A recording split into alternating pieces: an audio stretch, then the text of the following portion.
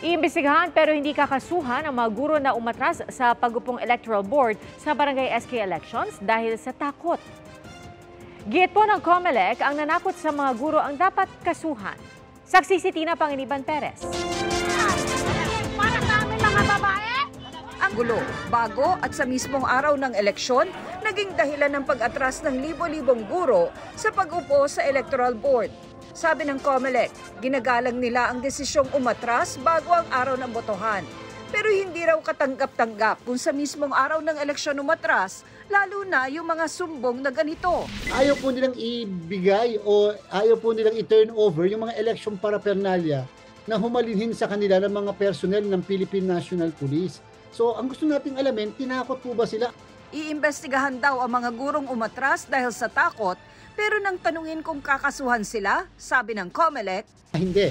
Pagka naman talaga at kinakalamin natin sino ang nanakot dahil yung nanakot na yun, papailan namin ng kaso. Pero pwede pa rin daw umaksyon laban sa guro ang DepEd o ang BAR Ministry of Basic, Higher and Technical Education.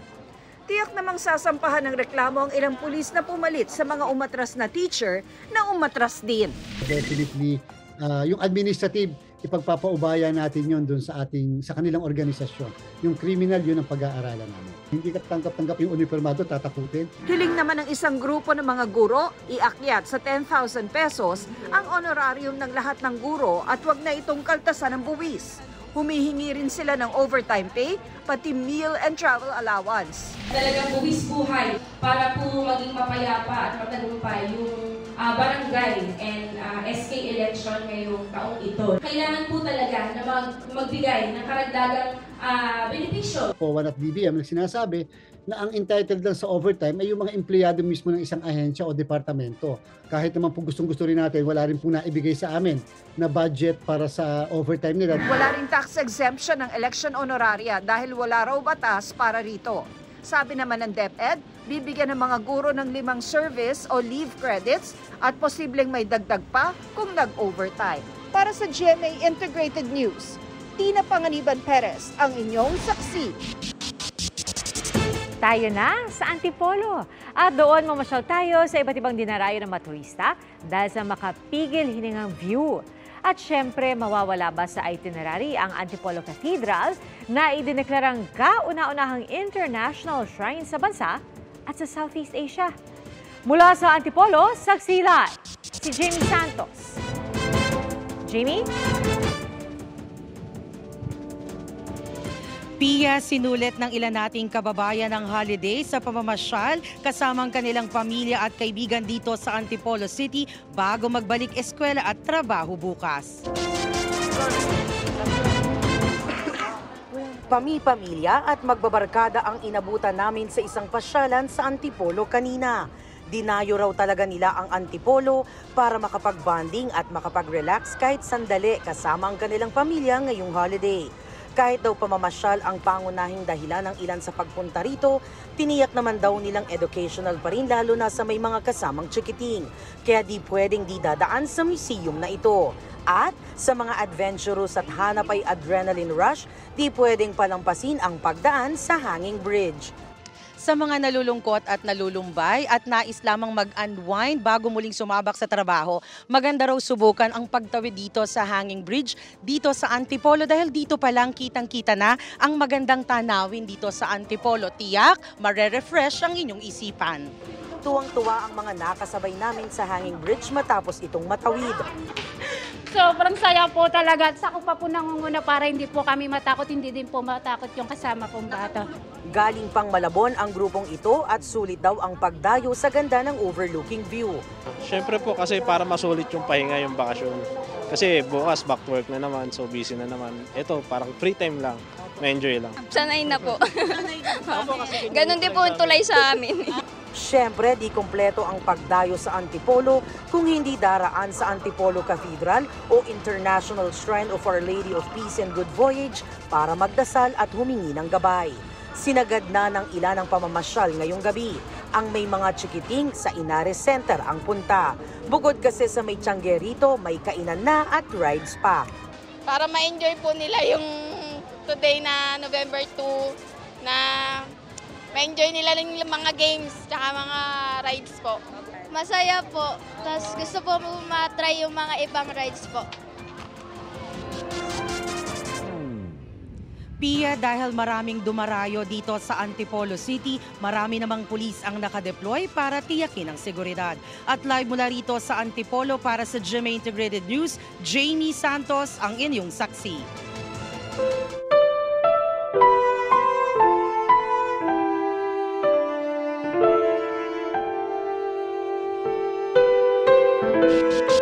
Hindi lang po sa pagdarasal at pag-aalay ng bulaklak, idinadaan ng mga Pilipino ang paggunita ng undas. May nag-aalay rin ng makukulay na pagkain at may mga humahakbang sa kalderong may sinindihang dahon at kahoy. Saksi si Mav Gonzales. Marami pa ring nagpunta sa Manila North Cemetery ngayong araw para dumalaw sa kanilang mga yumao. Kabilang sa mga binisita ang puntod ni Fernando Poe Jr. at Pangulong Ramon Magsaysay. Sa entrance pa lang, hindi na pinalusot ang mga bawal gaya ng mga pabango at lighter. Kahon-kahon din ang mga pinagbabawal na gamit ang nakumpiska sa Manila South Cemetery. Itinuloy din ang pagdidikit ng pangalan at contact number sa mga bata at may hiwalay na entrance para sa mga senior citizen, buntis at persons with disability. Naging maayos ang daloy ng mga bumibisita. Kaiba sa maraming lugar sa bansa, tuwing November 2 o All Souls Day dumadalo sa sementeryo ang mga taga-Angono sa Rizal. Pero halos malubog na sa baha ang ilang nicho sa Angono Municipal Cemetery kanina. Inabot na ng tubig ang puntod ng anak ni Lerma, kaya hanggang tanaw na lang muna siya. Sa 6 na taon namin, hindi man ganito eh. Ngayon lang. Dati ito yung yan eh. Ipinaalam na raw sa Engineering Office ng Angono ang baha sa sementeryo. Bago po mag-undas, inayos po natin yung karsada ng sementeryo. So sa pagtataas po ng karsada po ng sementeryo, meron po tayong mga naiwan po na talagang nakababa po. Ito na po yung mga susunod pong po ng ating pamahalang bayan kung paano po iaangat na po. May parada naman ang mga naka-Halloween costume sa Tumba Festival sa Paway, Ilocos Norte. Nag-alay rin ang mga residente ng makukulay at sari-saring pagkain at dasal para sa mga namayapa. Kahapon isinagawa ang nakaugaliang panag-aapoy sa sagada. Ito ang pagsisindi ng mga piraso ng kahoy sa halip ng mga kandila. Palina o pausok naman ang tradisyon ng mga bumibisita sa sementeryo sa General Santos City. Ito ang paghakbang sa kalderong naglalaman ng sinindihang mga piraso ng dahon at kahoy. Proteksyon umano ito para hindi masundan pa uwi ang mga kaluluwang namayapa na.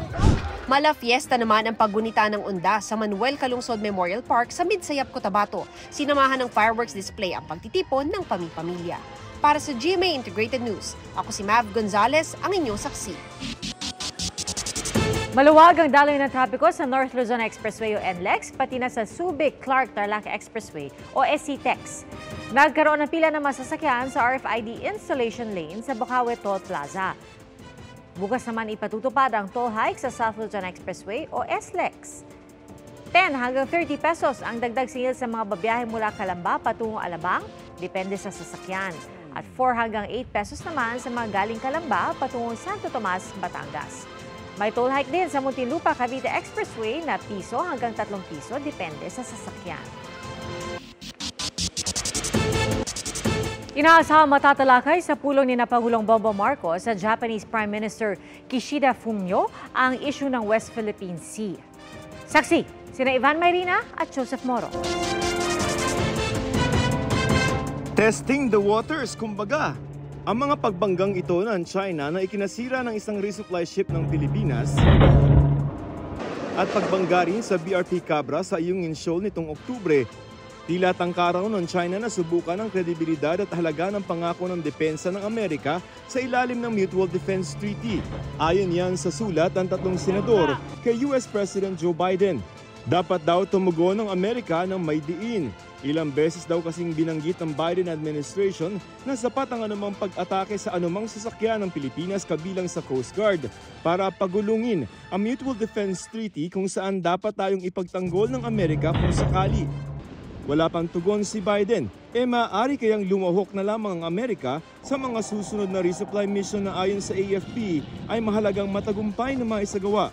Sagot ng AFP, Our RORE mission is for us to undertake. It is for our country to make sure that we fulfill our responsibility. ayon sa Armed Forces of the Philippines, tumutulong na ang Amerika sa pamamagitan ng mga technical assistance nito sa mga resupply mission katulad sa Ayungin Shoal. Insulto rin daw ang sinasabi ng China na impluwensya ng Amerika ang mga hakbang ng Pilipinas sa nangyayari sa West Philippine Sea. Siguro nasasaktan lang sila dahil nalalaman ng maraming tao sa buong mundo kung ano ang mga kamalian na kanilang ginagawa. Muling pinabulaanan ng AFP ang pahayag ng China na hinarang nito ang BRP Conrado Yap noong October 30 sa Scarborough Shoal o Bajo de Masinloc dahil sa pagtrespass umano roon at di pagpapaalam sa China. The closest point na nagkaroon sila is about 2.7 nautical miles. Hindi sila dapat nandyan at hindi sila dapat nanghaharas ng ating mga mangingisda. Ang sitwasyon sa West Philippine Sea ang isa sa mga inaasahang pag-uusapan ni Pangulong Bongbong Marcos at Japanese Prime Minister Kishida Fumio sa official visit sa Pilipinas ang huli simula bukas. Kabilang ang Japan sa mga dati nang sumusuporta sa Pilipinas at kumukundina sa agresibong aksyon ng China, bukod pa sa pagtulong sa pag-upgrade ng gamit ng Philippine Coast Guard. Inaasahan mapaplansya na ang isang kasunduan para sa mas malalim na pagtutulungan ng sandatahang lakas ng Pilipinas at Japan. I am optimistic that there will be some agreements signed, and I am optimistic on the progress on the way forward on the reciprocal access agreement between Japan and the Philippines. Matapos ang pulong nila ng Pangulo, magtatalumpati rin si Japanese Prime Minister Fumio Kishida sa Joint Special Session ng Kongreso sa Sabado ng umaga. Sa pagbisita ng Pangulo sa Japan itong Pebrero, tinatayang $13 billion ang naiuwi niyang investment pledges ayon sa palasyo. Para sa GMA Integrated News, Ivan Mayrina. Ako si Joseph Morong, ang inyong saksi. Kahit holiday, may mga pasaway pa rin nahuhuli dahil sa pagdaan sa EDSA bus lane. Gaya po ng motorsiklo sa EDSA Magallanes southbound na umatras at nag-counterflow para takasan ang mga otoridad. Isa po ito sa mga operasyong ikinasa ng IAC o Interagency Council for Traffic. Sa EDSA Santolan, kabilang sa mga natikitan ang ilang pulis, sundalo at empleyado ng gobyerno at ang ilang nagtangkang tumakas hindi umubra. Inisyuhan sila ng Temporary Operators Permit at kumpiskado rin ang kanilang lisensya na matutubos nila sa LTO kapag nakabayad ng multa. Paalala po, ang pwede lang sa EDSA bus lane ay mga pampasaherong bus, ambulansya, truck ng bombero at iba pang government vehicle na tumutugon sa emergency. Hindi lang po kaligayahan ang dala ng Christmas season, pati paglago ng ekonomiya. Nagsusuputan kasi ang mga tinatawag na seasonal jobs. Saksi si Bernadette Reyes. Sabay sa pagkutitap ng paligid at masasayang Christmas songs, ang pagdami rin ng mga namimili, pati kitaan o Christmas meetups. Dagdag gastos pero dagdag trabaho rin para sa marami dahil sa dumaraming seasonal job pagkapaskuhan ayon sa Philippine Statistics Authority.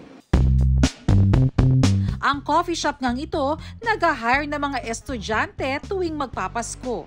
Ang may-ari kasi, estudyante rin daw nang magsimula noon sa paglalako ng kape sa kalsada. Para makatulong din sa mga kagaya ko noon na nangangailangan ng trabaho para matustusan yung pang-araw-araw na kailangan po. Nakakatulong po siya sa pambaon po sa eskwelahan and tulong na rin po sa pangangailangan sa bahay at the same time. Hiring din ng mga seasonal workers ang ilang small business gaya ng mga gumagawa ng cookie at pastries na in-demand na pangregalo tuwing magpapasko. Around this month, nag-hire po kami to keep up sa mga orders. Gusto rin po namin yung idea na hindi lang po kami yung kumikita. So meron po kaming natutulungan. Ayon sa isang ekonomista, mga trabahong may kinalaman sa retail, services at turismo ang ilan sa mga in-demand ngayong magpapasko. Pag holiday season, no? Sa retail, syempre, yung mga iba't ibang tindahan, no? Kasi biglang dadami yung mga mamimili. Yung mga leisure places din, no? Yung mga events, kasi syempre marami rin Christmas parties, marami nagki-cater. Marami yung hirap nga magpabook ng mga venues eh. So, nandoon yung mga hiring din yung mga yon. Bagamat may dagdag kita, tandaan daw na hindi kailangang ubos biyaya ngayong magpapasko. Yung pagtitipid nandoon pa rin, no? Yung siyempre yung rationalized spending, doon na sa pinaka-importanting gastusin. Para sa GMA Integrated News, Bernadette Reyes ang inyong saksi.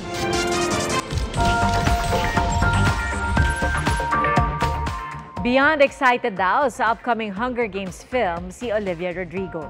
Inanunsyo niya sa Instagram na sinulat at inawit niya ang official theme song ng pelikula, ang Can't Catch Me Now. Ang cast naman ng pelikulang The Hunger Games, The Ballad of Songbirds and Snakes, binati ang fans sa Times Square sa New York. Nagpahati doon ng video message si Olivia para sa fans. Ipalalabas ngayong buwan ang pelikula na magsisilbing prequel ng Hunger Games franchise. May naiwasang catastrophe sa Moscow, Russia. Nasagip po ang isang pusang natrap sa loob ng kotse. Sa ulat ng local media, isang napadaang tao ang nakakita sa pusa. At sa tulong ng ilang kagamitan gaya ng pump at kalawit, nabuksan ng mga otoridad ang nakalock na kotse nang hindi binabasag ang bintana. Ilang araw na siyang nasa loob na walang tubig at pagkain. Inaalagaan muna ng isang tauhan ng prosecutor's office ang pusa habang nagpapagaling. Hindi pa malinaw kung sino ang may-ari ng pusa, pero ang may-ari ng kotse na paulat na dinala sa isang psychiatric facility. Tahanan ng Lapas Batchoy at sari-saring putahe ang Iloilo City. Ang malawak nitong kultura at handog na pagkain may natatanging pagkilala sa international stage. Ating saksihan. Swak na comfort food at perfect sa taglamig ang Lapas Batchoy. Tampok ang sabaw na pinalinamnam ng karne at laman loob ng baboy at noodles o pansit na pwedeng piliin mula sa 4 na klase.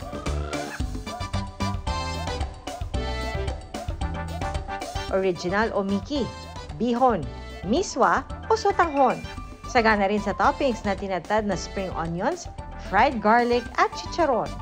Ang Tatak Ilonggo dish na ito, kinuha ang pangalan sa La Paz District sa Iloilo City. Pero sa Mandurriao District sa parehong lungsod, merong fruity twist ang Lapas Batchoy. Hinahaluan ng buko strips at inihahain sa bagong bukas na coconut shell. Ang pansit molo naman, hinahaluan ng buko juice at buko meat.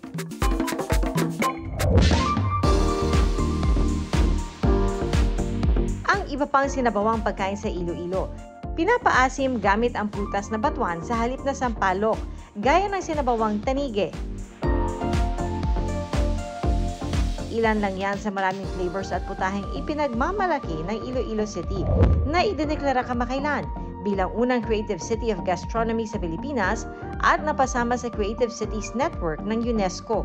Pagkilala ito sa mga lungsod na ginagamit ang kultura at pagkamalikhain para sa pag-unlad.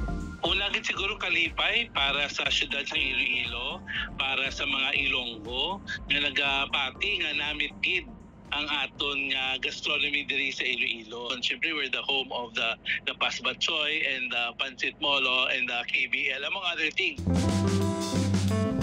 Ang kultura at mga pagkain sa Iloilo City di lang tatak Ilonggo, kundi tatak world class. Salamat mga kapuso sa inyong pagsaksi. At 53 araw na lang, Pasko na! Sa ngalan ni Igan Arnold Clavio, ako po si Pia Arcangel para sa mas malaking misyon at sa mas malawak na paglilingkod sa bayan. Mula sa GMA Integrated News, ang News Authority ng Filipino, sama-sama tayong magiging saksi. Mga kapuso, sama-sama tayong maging saksi. Mag-subscribe sa GMA Integrated News sa YouTube. Para sa mga kapuso abroad, samahan niyo kami sa GMA Pinoy TV at sa www.gmanews.tv.